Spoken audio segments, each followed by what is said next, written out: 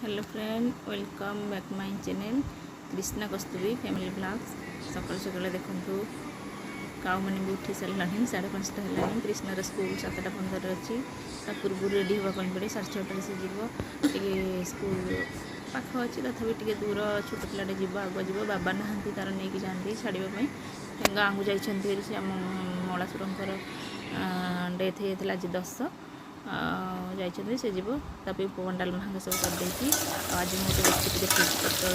पोटल को फ्राए कर कार्बन कर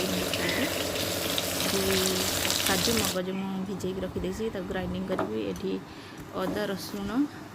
और टमाटो पियाजर गोटे पेस्ट नहीं जाइए।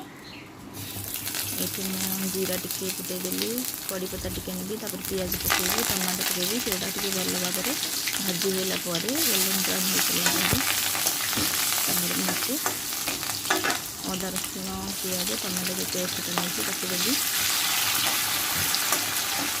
भल भाव में फ्राए हो गोल्डन ब्राउन होगा आड़ कर रुचि मसला नहीं लंका गुंड नहीं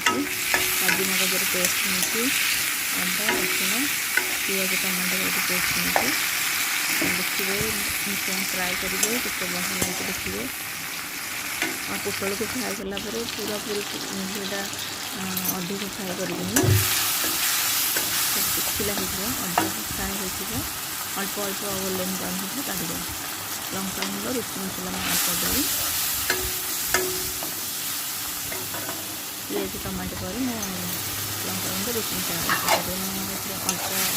अदा रसुण टमाटो गोटे नहीं पेस्ट कर दीजिए लुण हलदी देदेवी मसला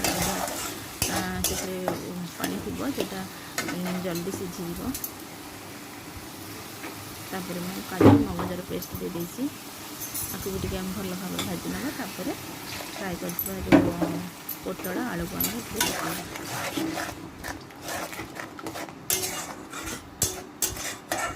काजू मगज को नहीं भाजिक नहीं तो बेस यहाँ भाजवा दरकार नहीं मुझे कंचा नहीं पेस्टा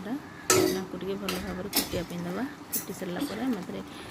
पोटल और आलू को आड़ करदे मिसईदे मिसईकि आवश्यक अनुसार जी पानी दवा कथा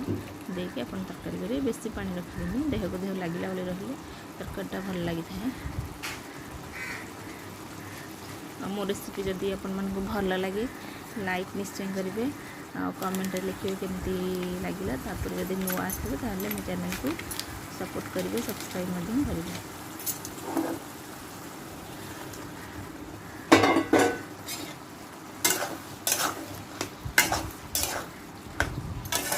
जो पनीर मसला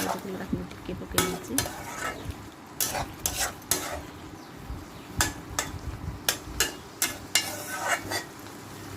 टिके पानी मरगले आउ टे भात जदि खाइबा टिके झोल रखिए रुटी सागर खेले आगे टिके पानी देकी भल भाव फुटे जेपरी मसलाटा पोटल देहरे भल भाव में मिक्स तो 5-10 मिनट फुटापी लो फ्लेम देदेवी तापर आमर पोटल आलू तरकारी काजू मगज से रेडी हो खाइबा केते स्वादिष्ट लगे आप निश्चय ट्राई करके देखिए और कमेंट करके कहिए।